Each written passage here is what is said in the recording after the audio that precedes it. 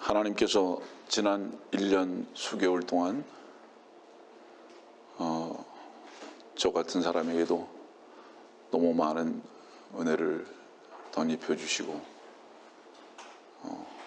새로운 귀한 사귐들도 허락해 주셨습니다. 오늘은 단순히 한 가족이 저희 교회를 방문하신 것이 아니라 이미 주 안에 구원의 간증이 있고 또 말씀을 어떻게 사모하고 주님 안에서 어떤 풍성함을 누리고 있는지에 대해서 이미 주 안에서 확인한 진정 주 안에 사랑하는 한 가족이 몇 시간 동안이라도 이렇게 함께 할 수 있고 또 몇 시간 동안 자동차를 타고 이렇게 이곳에 오셔서 주님을 높이고 말씀 가운데 하나가 되는 경배의 시간을 갖게 돼서 특별한 주일입니다. 몇 번 말씀드렸지만 한국에 와서 하나님께서 저에게 많은 형제들을 만나게 하셨습니다. 젊은 우리 형제는 지금 투병 중에 계시는데 그분의 그 투병에 제 마음이 많이 쓰이고 또 아픕니다. 속히 쾌차하시기를 바라는데 주님을 더욱 높이는 그러한 간증의 시간이 되기를 바라는데 쉽게 낫지 않는 것 같아서 마음이 많이 안타깝습니다. 병상에 누워 계시지만 주께서 주시는 위로와 기쁨이 함께 하시기를 우리 젊은 오리 형제님께도 안부를 전합니다. 그 외에 여러 곳에서 말씀을 듣는 형제들 고맙고 기회가 되면 다시 한번 만날 수 있게 되리라고 믿습니다. 오늘의 말씀은 창세기 22장에 있는 말씀 한 절, 두 절 말씀만 보고 말씀을 강론하겠습니다. 창세기 22장 1절과 2절입니다. 이 일들 후에 하나님께서 아브라함을 시험하시려고 그에게 말씀하시기를 아브라함아 하시니 그가 말하기를 보소서 내가 여기 있나이다 하더라. 하나님께서 말씀하시기를 네 아들 곧 네가 사랑하는 내 독자 이삭을 이제 데리고 모리아 땅으로 가서 산들 중에서 내가 네게 알려줄 한 산에서 그를 번제로 드리라 하시더라.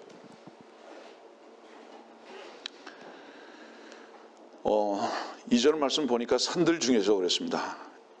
이 산들 중에서 복수가 등장하고요. 그 다음에 14절 말씀 보니까 그 산들 중에서 하나님께서 정해주신 산을 주의 산이라고 명명하십니다. 주의 산에서 그것이 보여지리라 하더라.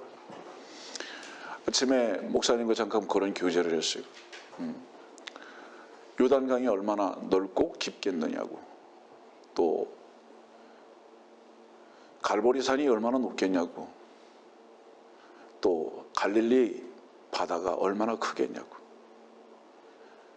여러분들 성경에서 말씀하고 있는 바다 혹은 산 혹은 강 하는 것은 우리들이 일반적으로 생각하는 것 같이 그렇게 깊고 넓고 높지 않습니다. 그런데 성경에서 그렇게 기록하고 계신 이유는 뭐냐면 산과 강과 바다는 반드시 무엇을 전제로 하는 것이냐 하면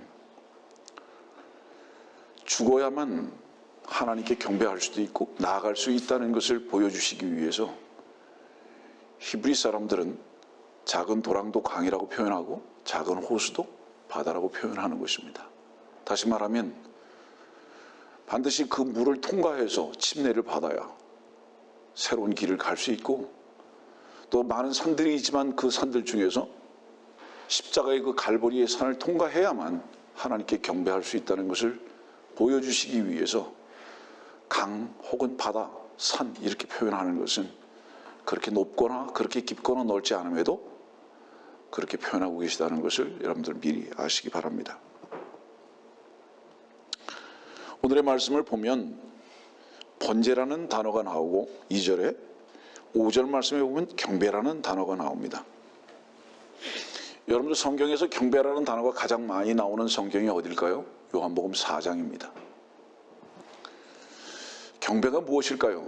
경배는 번제입니다. 번제가 없는 경배는 없는 거예요. 이것은 우리들에게 주시는 그 의미가 뭐냐면 우리의 것을 가지고는 하나님을 결코 높일 수 없다는 것입니다. 그래서 요한복음 4장 그랬잖아요. 하나님께 경배하는 자는 영과 진리로 경배할지라 이렇게 말씀하셨잖아요. 이것이 의미하는 바가 뭐냐면 이 영과 진리는 반드시 전제가 뭐냐? 번제가 돼야 하는 것입니다. 번제가 돼야, 다시 말하면 우리가 완전히 태워져야만 영과 진리가 이제 시작되는 거죠.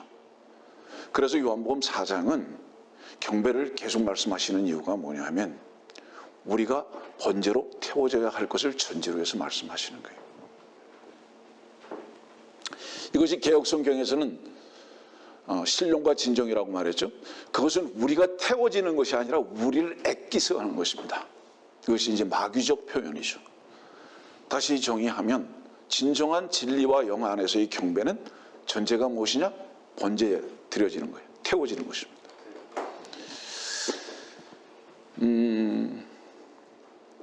요즘 가끔 테레비 얘기를 하는데요. 이유가 뭐냐면 전 미국에는 텔레비가 없는데 한국에 원룸에 텔레비를 넣어주셔가지고 가끔 보게 됩니다. 어떤 꼬부랑 할머니가 계속 하는 게 있어요. 그게 뭐냐면 휴지만 주우러 다니는 거예요. 계속 휴지만 주우러 다녀요. 그리고 그 집안에 들어가 보니까 완전히 휴지 더미에서 사는 거예요. 이 할머니가 하는 일이 휴지만 줍는 거죠. 그리고 기거하는 것도 휴지와 함께 기거하는 거예요. 왜 그럴까요? 이 할머니의 눈과 가치관은 휴지가 보물인 거예요. 오늘 말씀 가운데 이런 말씀이 있어요. 모리아 땅으로 가라 그랬어요. 모리아 땅. 이 모리아라는 이 말씀에 대해서 제가 예전에 설명드린 적이 있는데요. 이 모리아라는 것은 하나님은 나의 지도자라는 뜻입니다. 하나님은 나의 지도자. 오케스트라가요, 잘 화음을 맞춰서 아름다운 소리를 내려면 전제가 뭐가 되어야 합니까? 지휘자에 따라야 되는 거예요. 철저하게 따라야 되는 거죠. 안 그러면 자기 마음대로 하는 거죠. 하나님은 나의 지도자. 어디에서만 그분이 나의 지도자가 될 수 있느냐? 여러분들이 오늘도 모리아로 가야 합니다. 이것을 의미하는 바가 뭐냐면 제가 좀 전에 말씀드렸잖아요. 무엇이 소중한지를 몰라요. 폐지를 주우면서 그 폐지 더미에서 사는 거예요. 우리 자신의 가치관과 우리 자신의 오름이 하나님 앞에 태워져야 하는 것이라는 것을 인정하지 않는 한, 다시 말하면 우리 자신의 모든 것들이 모리아로 향하지 아니하는 한 하나님의 지도를 받을 수 없다. 불가능하다. 여러분들 요한복음 10장에 보면 양들 앞에 누가 가죠? 양들 앞에 목자가 가요. 여호수아에 있는 말씀 보세요. 한번 잠깐 찾아볼까요? 여호수아.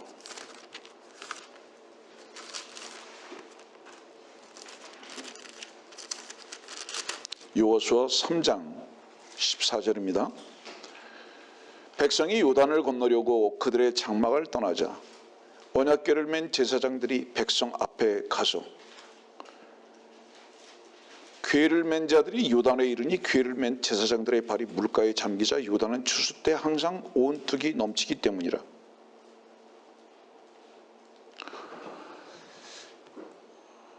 누가 앞장서죠? 제사장들이 앞장섭니다. 누구보다 앞장서죠? 백성들보다 앞장섭니다. 여러분들 마태복음 3장에 보면 레위 지파인 침례인 요한이 먼저 요단강에 들어가 있습니다. 목자는 어디를 앞에 가야 하는 것이냐 하면 모리아 땅으로 앞에 가는 겁니다. 목자는 어디로 앞에 가는 것이냐 하면 강으로 먼저 들어가는 것입니다. 이 양들아 앞으로 가라가 아니라 자기 자신이 먼저 가는 것입니다. 우리 자신들은 하나님의 말씀을 이미 받아들인 제사장들입니다. 우리들이 죽음의 요단 강물 앞에 들어가지 않는데 절대로 세상 사람들이 따라오지 않아요. 우리가 복음을 전하는 것은 우리의 입술을 통해서 복음을 전할 수도 있지만 세상 사람들은 우리의 어떤 모습을 보기를 원하느냐 하면 세상을 부인하는 것을 보기를 원합니다. 그것 가지고 아전투구하고 싸우는 것을 보기를 원하지 않아요. 그 세상을 부인하는 것을 보기를 원합니다.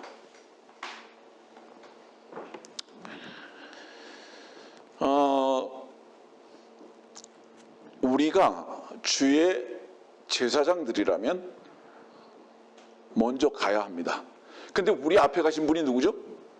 우리 앞에 가야 할 분이 누구냐 하면 이것은 지금으로부터 약 3,900년 전 일입니다. 지금 창세기 22장의 이 이야기는. 그러니까 주님께서 모리아로 갈보리로 가시기 전 1900년 전이에요. 그러니까 아브라함이 이삭과 함께 이제 그곳으로 가는 거죠. 누가 먼저 갔죠? 이 산에 아브라함과 이삭 곧 주님께서 먼저 가셨습니다. 목자는 항상 양들보다 먼저 죽임을 당합니다. 그래서 그 참 목자이신 주님께서는 유일하게 먼저 죽임을 당하셨던 거죠. 그래서 그분 스스로가 지도자가 되실 수 있는 위치에 계셨습니다. 다시 말하면 뭐죠? 나를 따르라. 나를 따르라.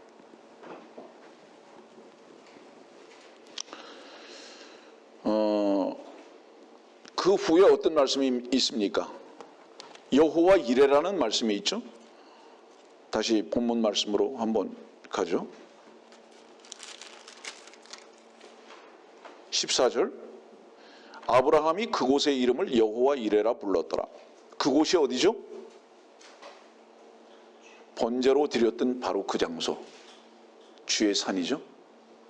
그곳이 여호와 이레입니다. 우리가 주님의 풍성하신 은혜를 누리지 못하는, 주님의 준비하심을 발견하지 못하는 이유, 우리가 살아있음의 이유가 있습니다. 여기 말씀 보면 이제 이삭이 뭐를 질문하죠? 번제할 어린 양은 어디 있습니까? 이렇게 말하죠. 그 얘기의 의미는 뭐죠?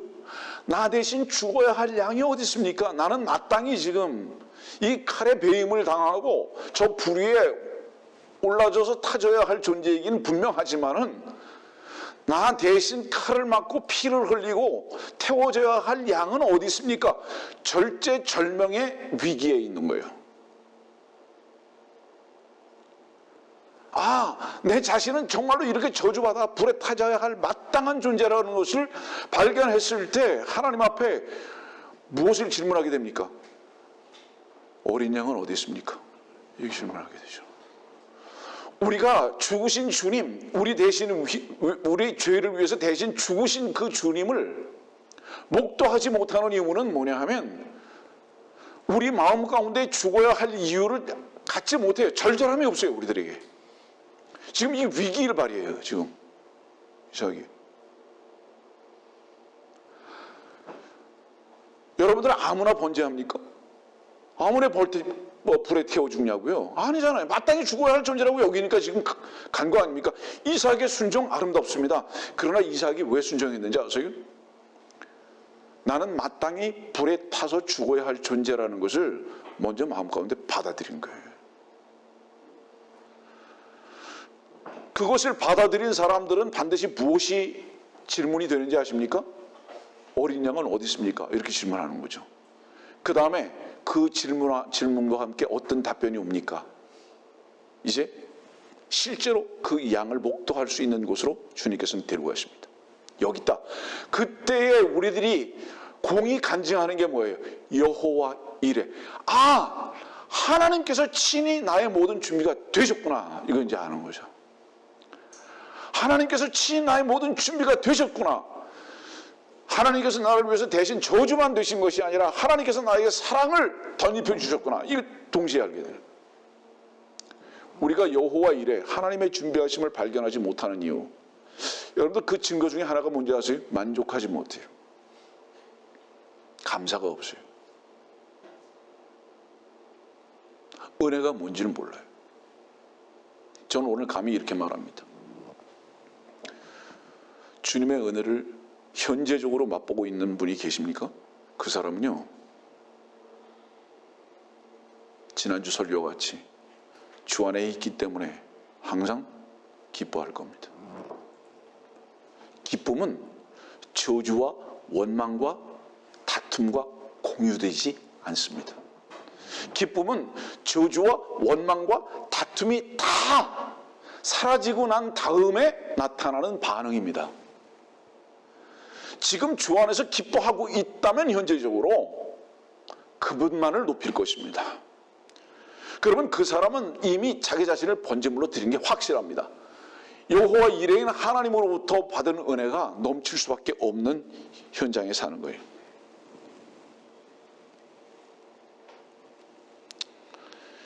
창세기 22장 1절에는 이런 말씀으로 시작하죠. 이 일들 후에, 이 일들이 무엇일까? 복수인데요. 이 일들이 뭘까? 아브라함에게 있었을 때에 이 창세기 22장 1절 이전에 세 가지 일이 있습니다. 큰 일들. 첫 번째는 뭐냐 하면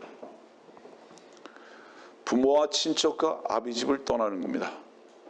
네, 그 고향 친척 아비집을 떠나는 거예요. 이 첫 번째 일이에요. 두 번째 일은 뭐냐 하면 조카 롯하고 분리하는 겁니다. 세 번째 일은 뭐냐 하면 그 아들 이스마엘을 내어쫓는 것입니다. 이것이 창세기 22장 1절 이 일들 후에라는 이 복수가 제시되기 전에 있었던 세 번의 큰 일입니다. 그런데 이 세 번의 큰 일의 공통적인 일은 무엇이었냐면 분리입니다. 고향 친척과 분리합니다. 그 다음에 자기 계획이 있었어요. 누구를 향한 계획이죠? 조카 롯을 향한 계획이 있었어요. 이 조카 롯을 향한 이 계획에서 차단됩니다. 그리고 롯을 떠나요. 아브라함. 그 다음에 이제 마지막에 어떤 일이 있었습니까? 자기의 분신이라고 할 수 있는 이스마엘로부터도 떠나게 됩니다. 분리하게 됩니다. 세 가지의 공통적인 일은 무엇이죠? 분리입니다. 성경에서 말하는 거룩이나 성별이라는 의미의 개념이 무엇이냐 하면 얼만큼 분리되어진 삶을 사느냐 이거예요. 얼만큼 분리되어진 삶을 사느냐. 여러분들 에클레시아가 뭐죠? 성도가 뭐죠? 세상에서 분리된 자들이죠. 하나님께서는 우리들에게 아브라함과 같이 항상 분리하기를 원하시는 일들을 주십니다. 근데 여기 말씀 보면 시험하시려고 그랬잖아요. 그분의 시험하시는 이유는 유일하게 하나입니다. 하나님께서 우리를 시험하신다면 시험하시는 이유는 단 하나. 하나님의 선하심에 동참케 하시기 위한 이유. 그분은 선하신 분이시기 때문에 그래서 그분의 시험은 선하신 겁니다. 왜냐하면 그분의 모든 시험은 목적이 선하신 하나님을 얻게 하시는 데 있기 때문이에요.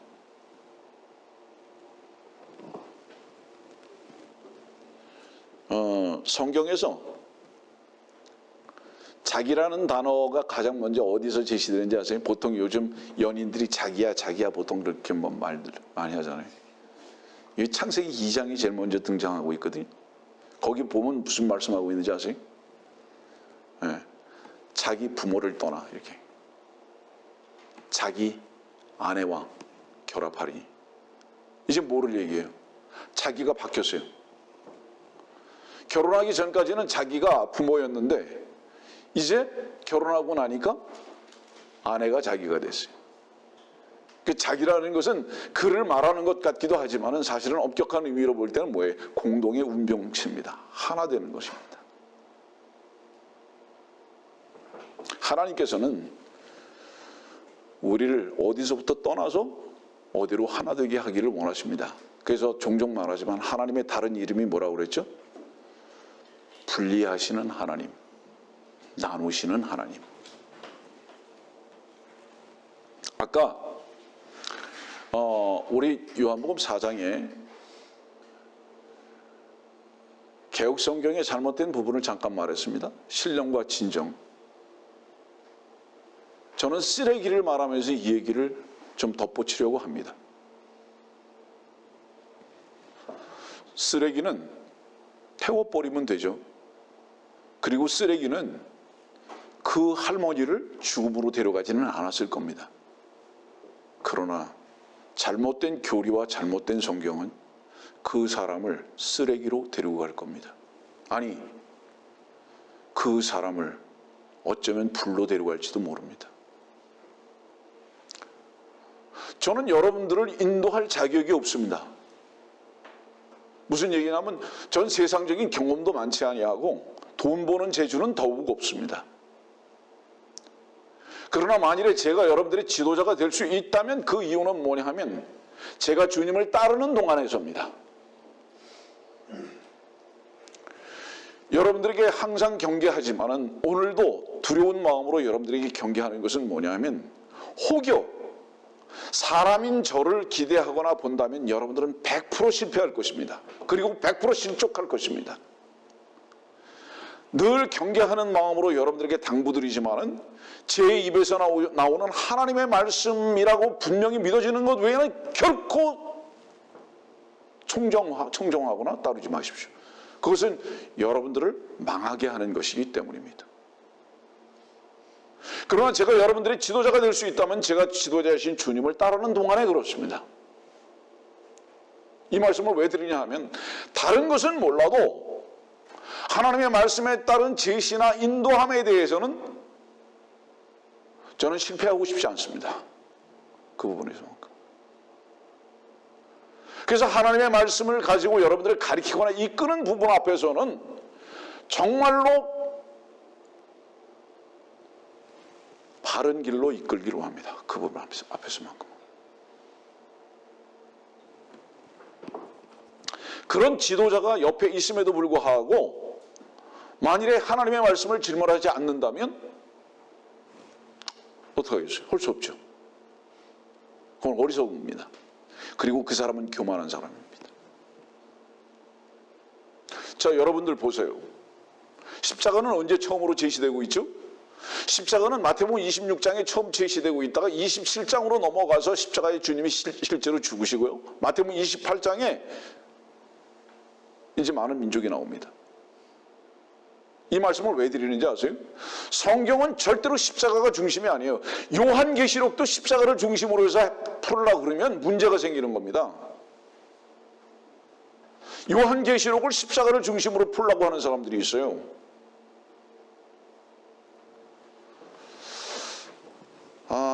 참 안타까운 일이죠. 이 구체적으로 얘기할 시간은 없고요. 여러분들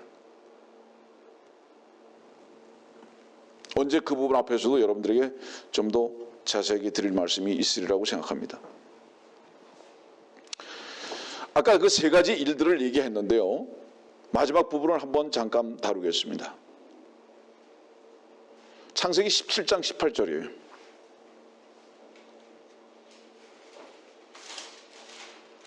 창세기 17장 18절. 아브라함이 하나님께 말씀드리기를 이스마엘이나 주 앞에서 살게 해주소서 하더라. 이 말씀에 대한 뜻은 이거예요.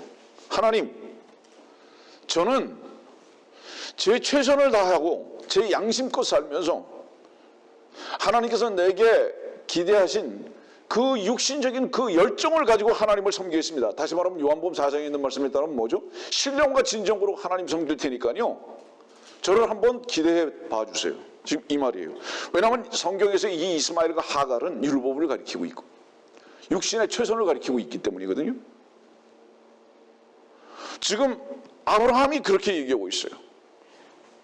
하나님, 이스마엘이나 주 앞에서 살게 해주소서. 이삭 나에게 의미 없어요. 약속 그것이 무슨 의미입니까? 나의 최선과 나의 열정과 나의 손으로 나의 오름으로 하나님을 섬길 테니까 그렇게 해주세요. 지금 이 말입니다. 이 말이 얼마나 엄청나고 무서운 일인지 아세요? 이 말이? 이것이 세 번째 다루심입니다. 근데 하나님께서는 뭐라고 말씀하시죠? 이스마엘 쫓아내라고. 이것이 갈라디아서에 나오는 말씀이죠. 왜냐하면 이스마엘은 하갈과 함께 종이기 때문에 자유하지 않아요. 여러분들 진리 안에서만 자유하거든요. 이 진리 안에서 자유하는데 이 진리는 바로 어디에서부터 시작됐습니까?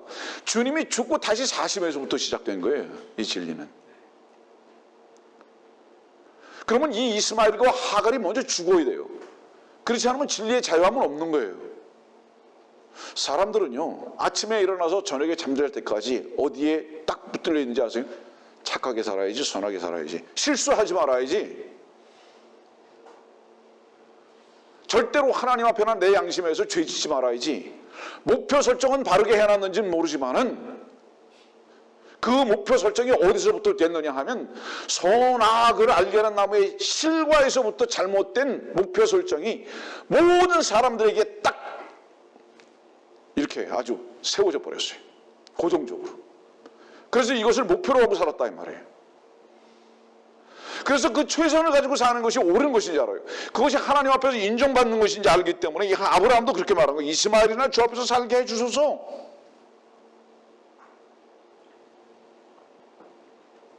인간은 하나님 앞에서 최후까지 반항하는 게 뭔지 아십니까? 나 의롭고 싶어요. 하나님 앞에서 최후까지 저항하는 게 뭔지 아세요? 나 선하게 살 수 있어요. 나 그렇게 살래요. 절대로 이스마엘을 내어보내기를 원하지 않아요. 이것 때문에 어때요? 아브라함이 몹시 고통합니다. 어떤 고통인지 아세요? 이것이 와, 내가 나의 의와 나의 선을 포기하라고? 그거를 내려놓으라고? 어떻게? 너무 고민이 되는 거예요. 왜냐하면 우리는 태어나면서부터 모든 교육과 우리의 본성이 선하게 살고 의롭게 살아야 된다는 그런 명제를 가지고 태어났기 때문에 이것을 버린다, 이것이 죄라는 것을 발견하기는 너무나 힘든 것입니다. 이것을 하나님께서는 마지막까지 다루시는 거예요. 그러고 난 다음에 창세기 22장이 드디어 탁 등장하는 의미가 뭔지 아세요? 여러분들, 이스마엘이 어떤 저주고 죄고 종인 줄을 네가 이제 안다면 그 죄와 저주와 그 문제가 뭔지 아느냐? 그게 불태워질 거야. 지금 이렇게 나오는 거예요. 창세기 22장에. 바로 그것은 불태워져야 돼. 이스마엘의 죄를 이삭이 대신 불태움을 받음으로써 종결해야 돼. 이 말씀이에요. 지금 율법과 양심의 모든 저주를 주님께서 대신 지금 십자가에 죽으시고 불에 태워주셔야 할 것을 마지막 세 번째 이스마엘을 다루시면서 창세기 22장으로 초청하고 계시다 이 말이에요. 놀랍죠? 아브라함은 어떤 계획을 가지고 있죠? 이스마엘에 대한 계획을 가지고 있어요. 여러분들 돌아보세요. 모든 사람들은 어떤 계획이 있는지 아세요? 이스마엘에 대한 계획이 있어요. 율법적으로, 양심적으로 바르게 사는 계획이 있다고요. 그 계획이 있다고요. 그거 자랑한다.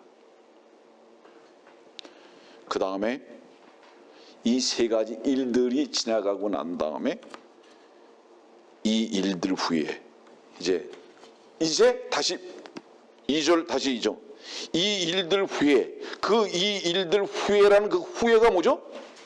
이제 데리고 연결되는 것이죠. 이제 명시적으로 이제 시제가 딱 등장하는 거예요. 그 일이 끝났냐? 세 가지 일이 끝났냐? 이제 죽어야 돼.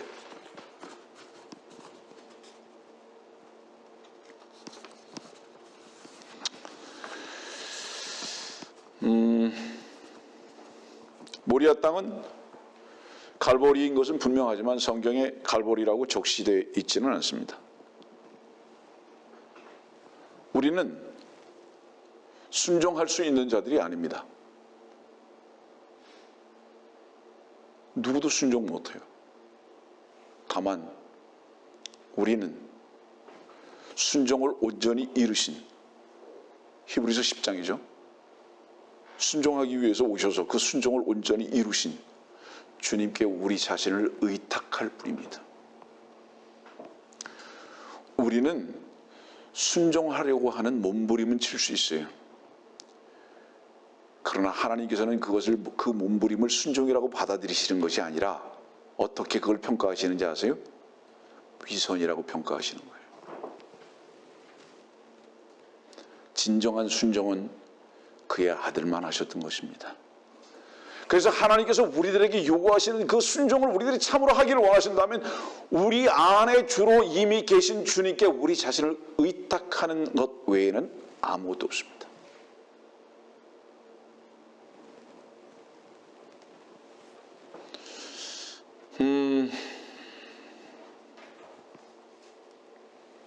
요한복음 10장으로 한번 볼게요. 요한복음 10장 3절입니다. 4절 하죠. 그가 자기 양들을 이끌어낸 후 양떼 앞에 걸어가면 양들이 그를 따라가느니 이는 양들이 그의 음성을 알기 때문이라. 우리는 너무 잘 아는 말씀.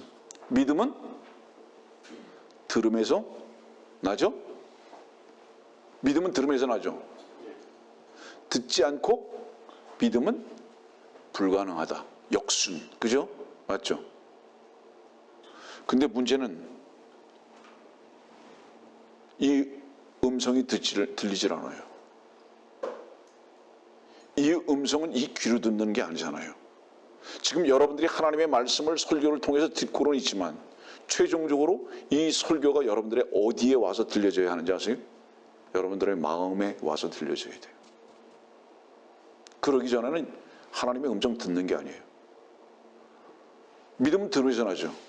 근데 문제는 뭐냐면 설교는 듣고 있고 하나님의 말씀을 읊조릴 수는 있는데 하나님의 말씀이 여러분들의 마음 가운데 열린 마음 가운데 들려지기 위해서는 반드시 무엇을 통과해야 하느냐면 여러분들의 생각의 문이 부서져야 하는 거예요. 그 생각의 문은 뭐죠? 여러분들의 가치, 여러분들의 옳음, 여러분들이 절대적으로 이것은 이것이야라고 생각하는 여러분들의 관념, 이 문이 파괴되지 아니하는 한 하나님의 음성은 절대로 들어오지 않습니다. 그래서 설교를 그렇게 들으면서도 성경을 그렇게 배우면서도 하나님의 말씀 앞에 순종이라는 것을 모르는 이유가 무엇이냐 하면 그냥 듣고 지나가기 때문인 거예요. 마음의 반응이 안 돼요. 그 마음으로 믿어잖아요. 그게 마음으로 들어오지 않는 거예요. 설교는 듣는데. 이유는 무엇이냐? 이미 자기 생각과 자기 마음 가운데 하나님의 음성과 말씀이 들어와서 역사할 만한 룸이 없어요. 완전히 자기 마음과 생각 속에 자기 생각, 관념, 옳음, 방향, 목표 딱 설정해 놓고 있는 거예요. 지나가요. 그러니까 하나님의 음성이 들리질 않아요.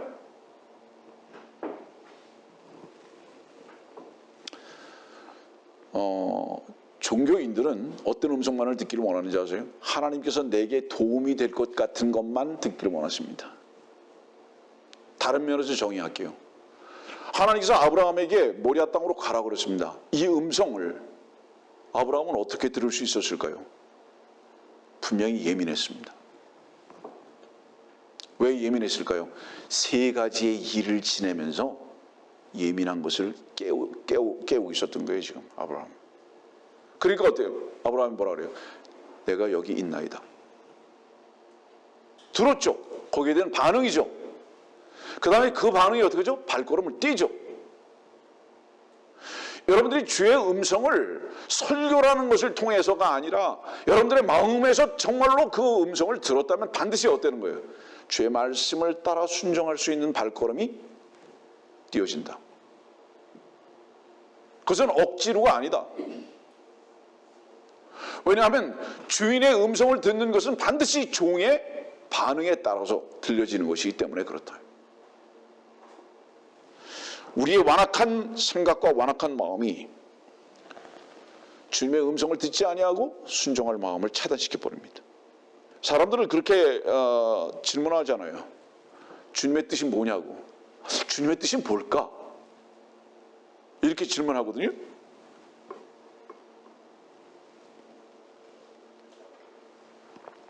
제가 간혹 말하지만 주님의 뜻을 질문하지 마세요. 절대 주님의 뜻을 질문하지 마시고 내가 주의 음성에 순종할 자인가를 먼저 질문하십시오. 주님의 뜻이 무엇인가를 질문하기 전에 내가 주의 음성에 순종할 수 있는 자인가를 먼저 질문하시라고. 그래서 그렇게 되지 않았을 때 주님 앞에 순종할 수 있도록 요구하는 기도가 먼저 선행돼야 합니다. 주님은 주무시나요? 주님은 회전하는 그림자도 없으시죠? 안 주무시죠? 하나님만이 살아계시죠? 하나님은 살아계시는데 우리가 살아있지 않다면 살아계신 하나님의 능력도 은혜도 사랑도 음성도 들을 수도 없고 누릴 수도 없습니다. 하나님은 살아계시기 분명하잖아요. 근데 우리가 그 살아계신 하나님을 누리지 못한다는 것은 우리가 죽어있기 때문이라는 거예요. 근데 문제는 뭐냐면 우리가 죽어있는 것을 발견하지 못하고 인정하지 않는다 이 말이에요. 우리 스스로가 살려고 발버둥을 치고 있기 때문에 결코 살 수 없는 존재라는 것을 인정하지 않아요. 그러니까 살아계신 하나님께서 우리 안에 부활의 생명으로 역사하실 방법이 없다 이 말이에요. 하나님, 난 죽어 있습니다. 그것을 인정하는 사람은 오늘 그의 음성을 들을 것입니다. 주님은 늘 말씀하셨잖아요. 우리가 고통스러울 때도 말씀하셨고, 우리가 고민이 있을 때도 말씀하셨고, 우리가 즐거울 때도 말씀하셨고, 언제든지 주님은 졸지도 주무지도 아니하시고 말씀하셨잖아요. 그렇잖아요. 인정하시죠? 근데 왜 우리는 그의 음성을 들을 수 없는가 이 말이에요. 그분이 주무시고 계시는가 이 말이에요. 그분이 나를 외면하고 계신가 이 말이죠. 아닙니다. 내가 죽어 있습니다. 내가 자고 있는 거예요. 슬픈 일이죠. 주님의 음성을 들어야 우리가 순종도 하고 발을 뗄 수 있는데 음성을 듣지 않아요. 자, 아브라함이 오늘 시험 받았어요. 명심하십시오. 성도들의 모든 시험은 한 가지입니다. 어떤 시험인지 아세요? 여러분들의 필요에 따른 시험입니다. 불필요한 거 시험 안 받습니다. 반드시 이건 필요하다. 그것은 시험 받습니다. 여러분들이 시험을 피하려면 해결 방법이 뭔지 아세요? 나의 필요는 유일하게 주님이시다. 그러면 시험은 다 끝난 거예요. 근데 그 필요가 물질이고 건강이고 자식이고 가정의 행복이고 뭐 사회에서의 지위의 확보고 이러니까 그것을 가지고 시험하시는 거예요. 하나님께서. 그걸 가지고 시험하시는 이유가 뭔지 아세요? 여러분들? 그거 불태워줘야 할 번제거리야, 쓰레기야, 이거를 알게 하시기 위해서 그 시험하시는 거예요. 오늘 최종적으로 하나님께서는 무엇을 시험하셨죠? 이삭까지도 시험하셨어요. 아브라함에겐 어떤 필요였죠? 그냥 평범한 필요가 아닙니다. 자기 목숨보다도 더 중요한 필요입니다. 이 필요가. 모든 성도의 시험은 단 하나. 당신이 필요하다고 생각하는 그것에서 하나님은 시험하신다. 자, 그러면 아브라함은 왜 시험을 받았을까요? 역설적으로 말하면 아브라함은 이삭을 사랑했기 때문입니다. 예. 여러분들에게 수차례 말씀드렸지만 성경에 사랑이라는 단어가 이 단어가 처음 제시되잖아요. 이 사랑이라는 이 단어가 제시되는 것은 남자가 여자를 사랑하거나 혹은 부모가 자식을 사랑하거나 물질을 사랑하는 데 표현하지 아니하고 아버지가 아들을 사랑하는 데 표현하고 계시다는 거. 아버지가 아들을 사랑하는 데 표현하고 계시다는 거. 이거 의미가 뭔지 아세요? 하나님 아버지께서 그의 아들 독생자를 사랑하셨던 그 사랑을 의미하는 것입니다. 근데 이 사랑이 어디에서 딱 연결이 되는지 아세요? 세상을 사랑하는 사랑과 딱 연결이 돼버려요. 이게 놀라운 겁니다. 이게 이해할 수 없는 하나님의 사랑인 거예요. 하나님께서 독생자를 사랑하셨죠? 그렇죠. 이삭을 사랑하셨잖아요. 그의 아들을 사랑하셨잖아요. 근데 요한복음 3장 보세요. 하나님이 세상을 이처럼 사랑하사. 설명해 보세요. 동일한 사랑을 지금 표현하고 계시거든요. 근데 결과적으로 하나님은 아브라함은 이삭보다, 하나님은 독생자보다 세상을 더 사랑하셨습니다. 그 세상은 무엇이었죠? 쓰레기입니다. 그 세상은 무엇이었죠? 벌레였습니다. 그 세상은 무엇이었죠? 뱀이었습니다. 그 세상을 더 사랑하셨기 때문에 하나님께서는 당신의 아들이 죽을 때 눈을 감아버리신 것입니다.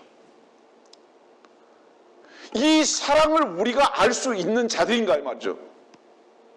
이 사랑 앞에 굴복하지 아니하고 이 사랑 앞에 엎드리지 않을 사람이 있겠는가 이 말이죠. 이해할 수 없는 하나님의 이 사랑, 여러분들은 이 사랑을 누려본 적이 있는가?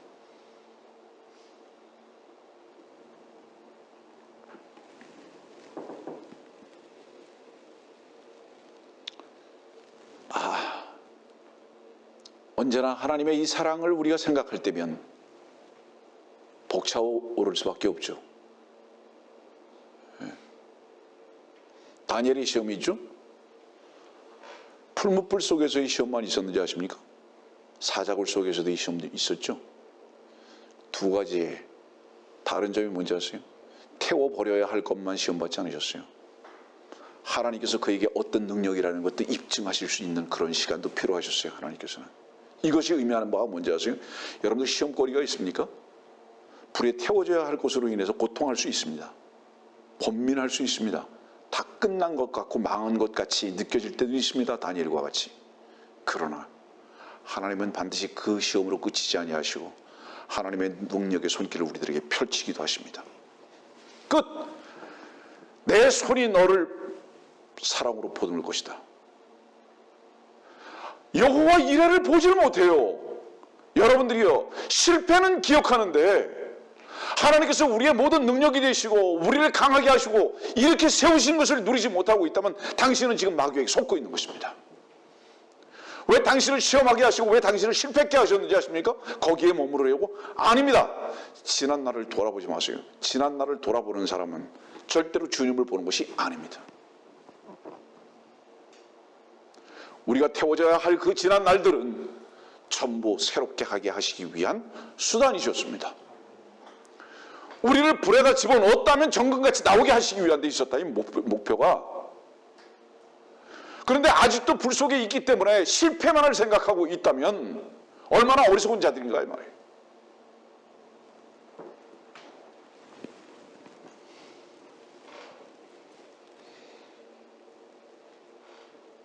우리가 시험을 받기 전에는요, 불순물만을 모으고 살아요. 그것만 유일하게 우리의 위로인 줄 알고 섬기면서 삽니다. 근데 시험은 우리로 하여금 무엇을 알게 하는지 아세요? 너 지금 시험 받은 거 있냐? 그거 뭔지 알아? 태워져야 할 거야. 그거 배설물이야. 그거 알게 하시는 거죠. 근데 그 시험이 어떤 시험이 참 아프죠? 아프지 않은 시험이 없어요. 다 아파요. 물질, 건강, 자식. 아프지 않은 시험이 하나도 없어요. 그런데 그 시험을 통과하고 난 다음에 우리들에게 알게 하시는 것이 뭐죠? 그 태워져야 할 그것 때문에 너와 내 사이가 분리되어 있었다. 그렇기 때문에 그것을 태워서 떠나게 함으로써 너와 내게 하나가 되게 하기 위해서 너에게 시험을 주었다는 것을 알게 하십니다.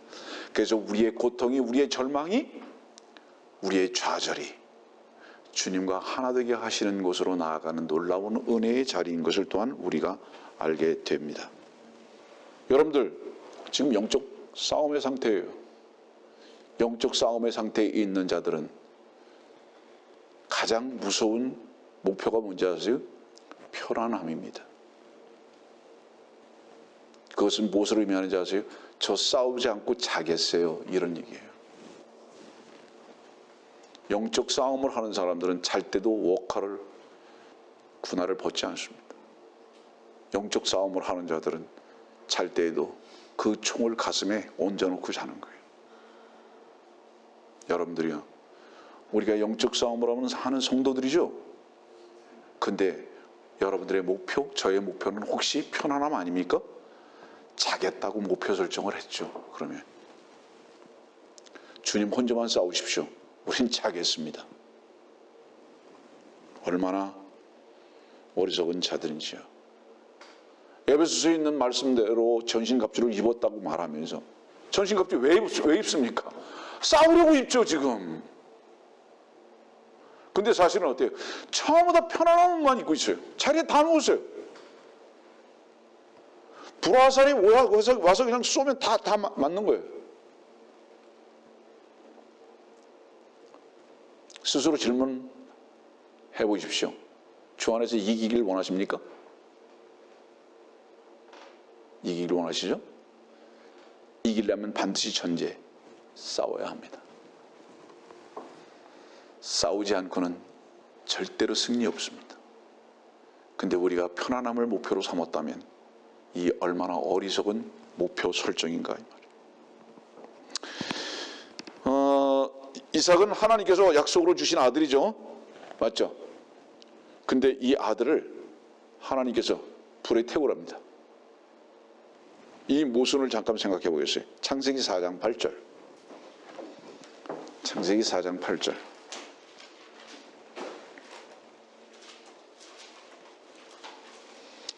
카인이 그의 아우 아벨과 이야기하더라. 그들이 들에 있을 때 카인이 그의 아우 아벨에게 달려들어 그를 죽이니라. 여러분들 알다시피 최초의 살인입니다. 그리고 이 살인은 분명히 순교한 겁니다. 아벨이. 아벨을 순교했어요. 질문합니다. 이 아벨 누가 낳았습니까? 이브가 낳았죠.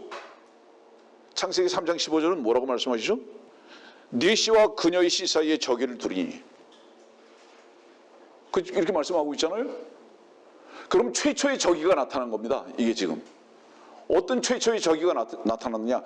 카인, 네 씨입니다. 뱀의 씨예요. 여인의 씨 누구예요? 이것은 약속으로 나왔잖아요. 이삭이. 이해합니까? 무슨 얘기지? 아벨도 마찬가지예요. 이브에게서 태어났잖아요. 저기를 뒀어요. 누가 누구를 죽였죠? 뱀의 씨가 아벨을 죽여버렸어요. 뱀의 저기가 누구에게 나타났습니까? 카인에게 나타났죠. 놀라지 마세요. 근데 카인은 아벨의 형제였을 뿐만 아니라 더 중요한 사실은 뭔지 아세요? 카인도 하나님을 열정적으로, 오히려 아벨보다도 더 열정적으로 섬기려고 했던 존재라는 것을 잊지 마십시오. 더 하나님을 열정적으로 섬기려고 했던 카인이 아벨을 죽여버렸어요. 역사성 속에서 진리를 대적하는 자들은 절대로 세상이 아닙니다. 종교인들입니다. 어떤 종교인들인지 아세요? 종교인, 가로 열고, 자기의 열심과 의롭다고 주장하고 싶어서 살아가는 자들, 가로 닫고. 자기의 열정으로 살아가고 싶어하는 자들, 자기의 의를 자랑하고 싶어하는 자들. 여러분들 자기의 의를 자랑하는 자들의 공통적 특징이 뭔지 아십니까? 공통적 특징. 요한복음 8장에 있는 말씀과 같이 가늠하다가 현장에서 잡힌 여인을 데리고 옵니다. 고소합니다. 폄하하고 평가합니다. 우리가 주님 앞에서 죄인인 것이 확실하게 발견된 자들은 감히 어때요?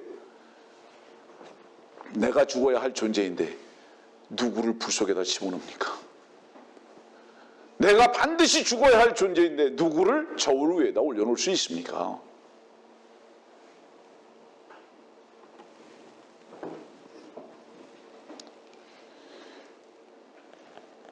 씨를 방해하고자 하는 마귀 사탄의 추구.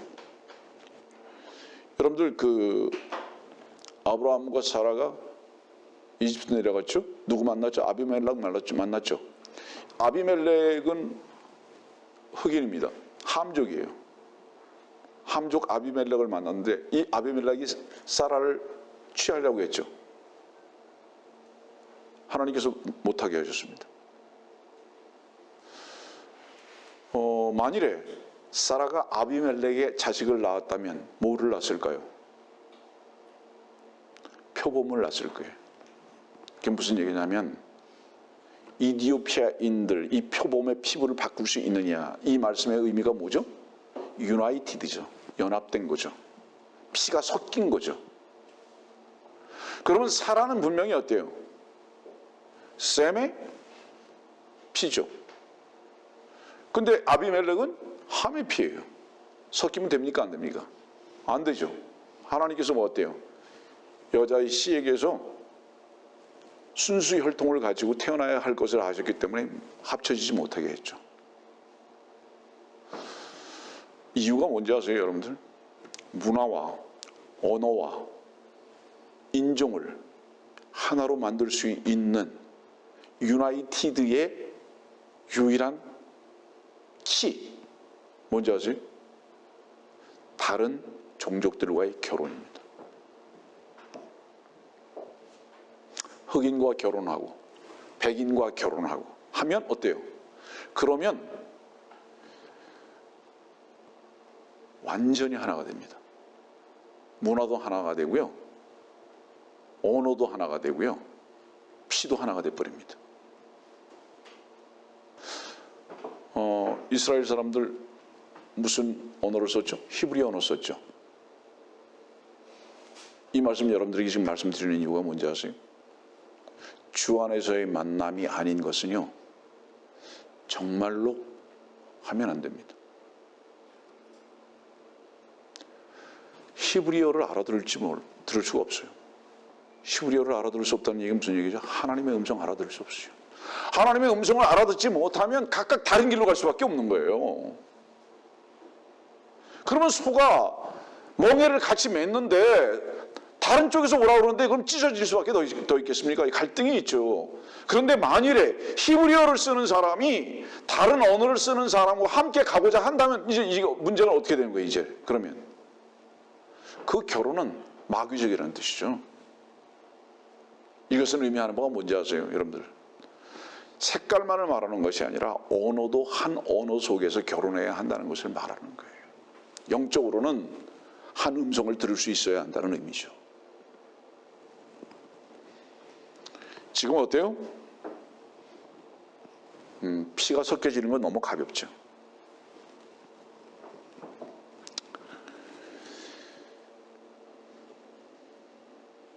자, 이삭 어떤 존재입니까? 하나님의 말씀인 약속의 말씀으로 말미암아 태어난 게 분명하죠. 근데 죽이래요. 자, 그럼 이제 문제가 뭐가 생겼어요? 창세기 3장 15절에 있는 말씀은 이삭이 죽음으로 말미암아 무산될 수밖에 없죠. 창세기 3장 15절에 있는 말씀 뭐예요? 여자의 씨에게서 난 자가 너의 머리를 부숴버릴 건데, 뱀의 머리를 부숴버릴 건데, 그럼 끝나잖아요. 자, 이 말씀을 여러분들이 드리는 이유가 뭔지 아세요? 아브라함 이해가 되겠습니까? 어때요? 창세기 3장 15절에 분명히 여자의 씨에서 난 자가, 약속의 씨가 뱀의 머리를 강타해버리라고 말씀하셨는데, 버릴 거다 말씀하셨는데, 이 이삭은 나도 100세가 되어서 낳았고 내 아내도 여자의 기능이 다 끊어져서 난, 하나님의 말씀에 의해서 난 게 분명한데, 근데 이 이삭을 죽이라고 하나님이 하신다? 창세기 3장 15절에 있는 말씀의 약속은 그러면 어떻게 되라는 건가? 내 사랑하는 아들은 어떻게 되라는 건가? 죽으면 끝인데. 마귀가 뭐라 그랬을까요? 너 혹시 음성 잘못 들은 거 아니냐? 아니, 우리가 현재적인 생활 속에서 한번 비교하면서 말하는 거예요. 야, 너 그거 생각하는 거? 너 그거 진짜 하나님께서 원하시는 거라고 생각하냐? 한번 점검해봐. 너 혹시 그거 마귀가 준 마음 아니겠냐? 왜 갈등하죠?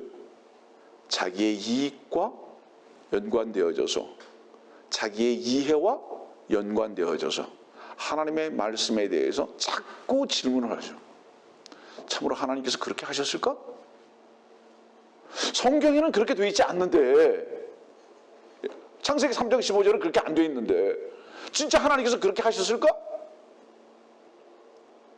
내가 이렇게 가장 사랑하는 아들인데 하나님께서 죽게 하셨을까?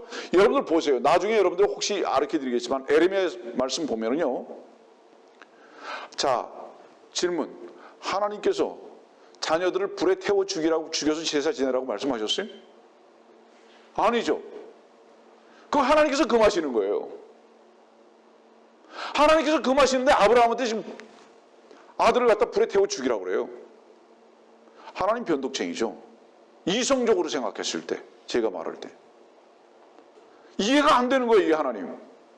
창세기 22장에 아브라함에게 음성으로 나타나셨던 하나님은 절대로 이해가 불가능한 하나님. 여러분들 어떻게 하겠습니까? 마귀는 계속 너 지금 잘못 들은 거야. 생각해봐. 여러분들 어떻게 하겠습니까? 아브라함은 그 마귀의 많은 의심 속에서도 결코 의심하지 않았을 것을 저는 믿습니다. 이유가 무엇일까요? 그는 깨어 있었기 때문입니다. 하나님의 분명하신 음성을 들은 거예요. 예, 누구하고 다르죠? 사무엘하고 다른 거예요. 사무엘은 자다가 하나님의 음성을 듣고 엘리 제사장이 부르는 줄 알고 3번은 찾아갔죠. 자기 관념에 붙들려 있었던 거죠. 그렇죠? 나를 부르셨습니까? 부르셨습니까? 하나님께서 부르셨다. 이건 무엇을 의미하죠? 평상시에 사무엘은 하나님의 음성에 둔감하게 살았던 거예요. 그러나 아브라함은 예민했던 겁니다. 언제 예민해졌죠? 3번의 시험을 거치면서 예민해졌던 겁니다. 여러분들 2년 전보다 지금 하나님의 음성에 더 예민해졌어요. 이유가 뭔지 아세요? 하나님께서 나의 불순물을 태우셨기 때문입니다. 그리고 하나님의 음성에 더욱 민감해져 가고 있습니다. 전 여러분들도 그러한 양들이 되기를 원합니다. 사람들은요, 동의는 하려고 하는데 순종을 하려고 그러지 않아요. 동의와 순종의 차이가 뭔지 아세요? 하나님의 말씀이 자기의 이성과 이해타산과 맞으면 네 이러는 겁니다. 이거는 동의예요. 순종은 뭔지 아세요? 자기의 이해타산과 자기의 옳음과 맞느냐 맞지 않느냐 이거를 따지지 않아요.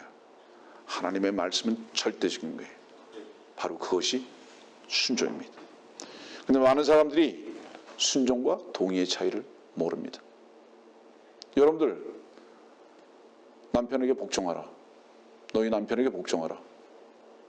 너희 남편에게 복종하라. 부모에게 복종하라. 순종하라. 너희.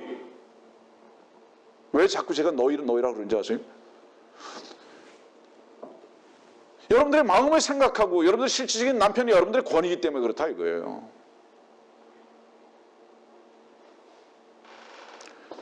동의하려고 하지 마세요. 여러분들이 마음에 들지 아니하는 남편을 여러분들에게 만일에 두셨다고 한다면 여러분들이 그만큼 제거되어야 할 것이 있기 때문입니다. 인정하세요. 내가 제거되어야 할 것이 있기 때문에 나에게 이런 남편을 주셨다. 못마땅한 부모, 부족한 부모 같은 그 부모, 당신이 제거되어야 할 것이 있기 때문에 그런 부모를 주셨다. 그러면서 복종하라고 순종하라고 말씀하신다. 잊지 마세요, 여러분들. 하나님의 말씀 앞에 동의를 구하지 마십시오. 전 말씀을 좀 정리하겠습니다. 여러분들이 정말로 구원을 받았다면 반드시 어딘가로부터 떠나고 분리합니다. 여러분들이 개인적으로 구원받은 증거가 뭔지 아세요? 분명히 무엇으로부터 한번 떠났어야 되는 거예요. 그리고 삶 속에서 계속 구원을 이룬다면 무엇인지 아세요? 무엇인가로부터 계속 분리되는 겁니다. 얼만큼 분리됐느냐. 다시 말하면 믿음의 삶은 하나로만 귀결됩니다. 그게 뭔지 아세요? 내가 중요하게 여기고 사랑하는 것과 얼만큼 무관하냐. 그것이 구원을 이루는 삶의 진전입니다. 구원받았다고 하는데 몇 년이 지나고 몇십 년이 지났어도 이 세상을 향한 가치관이 그대로 있고 그것 때문에 울고 잠 못 자고 그것 때문에 몸부림친다면 여러분들은 아직 주님 드리는 게 뭔지 모릅니다. 요한복음 3장 30절, 그분은 융성해야만 하나 나는 쇠잔해야만 하리라. 목표가 있습니다. 질문합니다. 다시, 주님이 여러분들 안에 융성해지기를 원하십니까? 네. 전제가 뭔지 아십니까? 그분의 융성은 여러분들이 쇠잔해져야 하는 겁니다.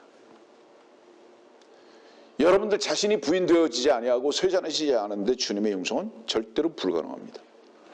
종교인들의 목표는 뭔지 아세요?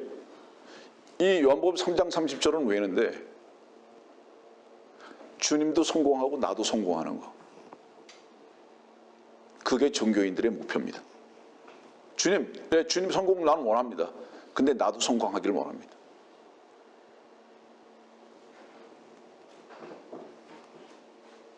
마지막으로 질문합니다.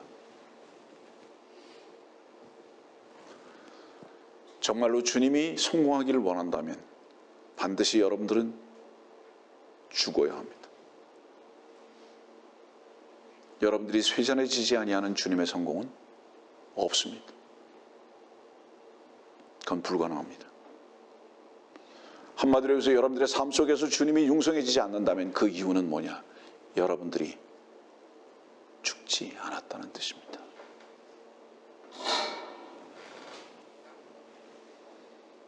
다시 질문합니다. 하나님께서 여러분들의 지도자가 되기를 원하십니까? 모리아 땅으로 가십시오. 많은 경우에 우리가 주라고 고백을 하면서 그분을 따르지 못하는 이유가 뭔지 아세요? 우리가 앞서가기 때문입니다. 다시 말하면 목표를 우리가 설정하고 그 길을 개척을 우리가 하기 때문에, 그러기 때문에 절대로 지도자를 앞에 세우지 않는 그 위선된 삶 때문에 여호와 이레를 누리지 못합니다.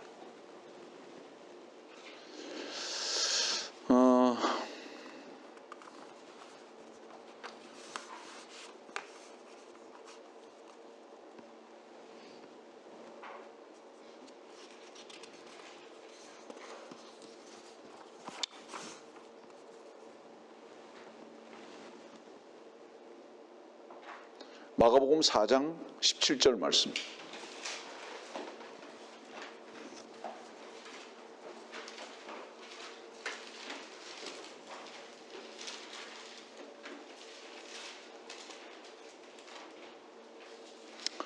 고난이나 박해가 오면 곧 실족하는 자들이요.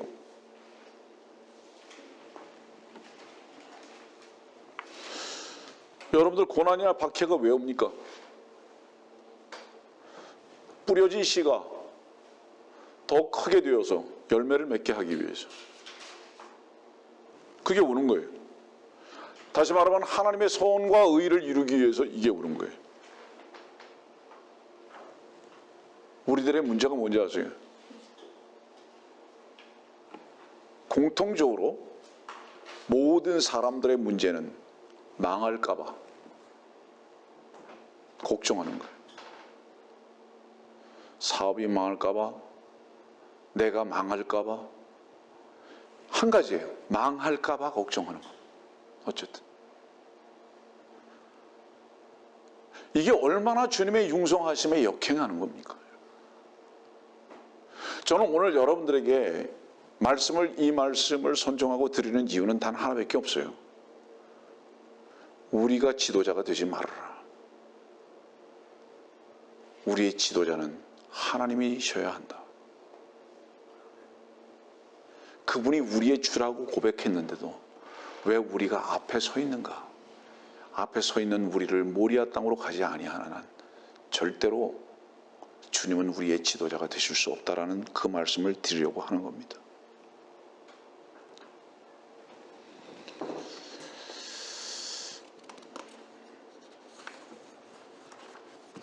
말씀 결론 내리겠습니다. 우리는 오늘 주님을 경배하기 위해서 이곳에 왔습니다. 시간도 냈습니다. 몸도 이곳으로 옮겨왔습니다. 혹여 물질도 주님께 드렸을 수 있습니다. 물질, 시간, 몸, 왜 주님 앞에 드리는지 아십니까? 그 드리는 것은 번제로 태워지는 시간입니다. 아세요? 물질을 주님께 드려서 무엇인가를 얻기 위해서가 아닙니다. 태워버리기 위해서. 여러분 몸이 왜 이곳에 와 있는지 아세요? 태워버려야 할 것을 간증하는 시간입니다. 여러분들이 시간을 왜 냈는지 아세요? 배설물이고 쓰레기인 이 시간을 태워버려야 할 것입니다라는 고백입니다. 그래서 와 있는 거예요. 이 시간이 왜 예배고 경배인지 아십니까? 태워져야 하는 것을 고백할 수 있기 때문에 예배고 경배인 것입니다, 여러분들. 그것을 가지고 하나님 앞에 딜하는 장사를 하는 게 아니에요. 내가 주일날 이렇게 왔으니까 하나님 나에게 세상 것으로 채우십시오. 하나님 내가 돈 가져왔으니까 더 많은 거 주십시오. 없는 시간 피곤한데도 불구하고 이것에 시간 내서 왔으니까 하나님 나에게 모든 시간 가운데서 복 주십시오. 이따위 하나님 앞에서 장사꾼의 위치에 있으려고 온 게 아니고요. 이것은 태워져야 할 것입니다라는 고백을 하기 위해서 왔다 이 말이에요. 이것이 번제의 시간입니다, 여러분들. 이 시대의 교회들이 이렇게 미신적으로 종교적으로 잘못된 이유가 원인이 여기에 있었다 이 말이에요. 하나님을 만나는 모든 이유는 태워져야 할 이유 때문이다. 그래서 죽지 아니하고 하나님을 만날 존재들은 아무도 없었다, 성경에서. 여러분들이요, 모리아 땅으로 가셔야 합니다. 내가 망하고자 하는 망하는 것에 대한 염려, 실패에 대한 두려움,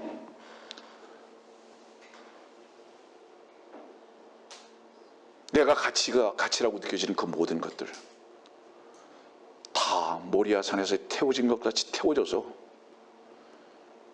주님 한 분만이 경배 받으실 수 있는 고백의 시간으로 이곳으로 주님은 우리를 초청하셨다. 얼마나 마귀가 아브라함을 넘어뜨리려고 했을까요? 부성보다 더한 사랑이 어디 있습니까? 아브라함은 마음으로 울고 또 울었는지도 몰라요. 여러분들, 아담이 받았던 시험은요, 고통의 시험은 아니었어요. 그렇잖아요. 첫 번째 시험, 아담의 시험은 고통은 아니에요. 그러나 이 아브라함이 받은 시험 한번 보세요. 얼마나 고통의 시험이었을까. 우리의 시험은 다 고통스럽죠. 그렇지만 이 고통을 우리들에게 주시는 이유는 뭐냐면 그건 태워져야 할 것이라는 것을 가르쳐 주시기 위해서입니다. 말씀 마치겠습니다. 우리들에게 주시는 모든 시험은 하나님의 선하심을 우리들에게 선물로 주시기 위한 사랑의 시도십니다. 그것으로 인해서 망할까 두려워하거나 고통하지 마십시오. 주님은 우리들에게 여호와 이레로 준비되어 계십니다. 우리는 담대히 아브라함과 같이 기쁨으로 모리아 땅으로 발걸음을 옮겨야 합니다. 그곳에서만 하나님께서는 우리의 모든 충만으로 나타나실 것이기 때문입니다. 우리는 이렇게 기도해야 합니다. 하나님, 나의 평생의 주께서 나의 지도자가 되시기를 원하나이다.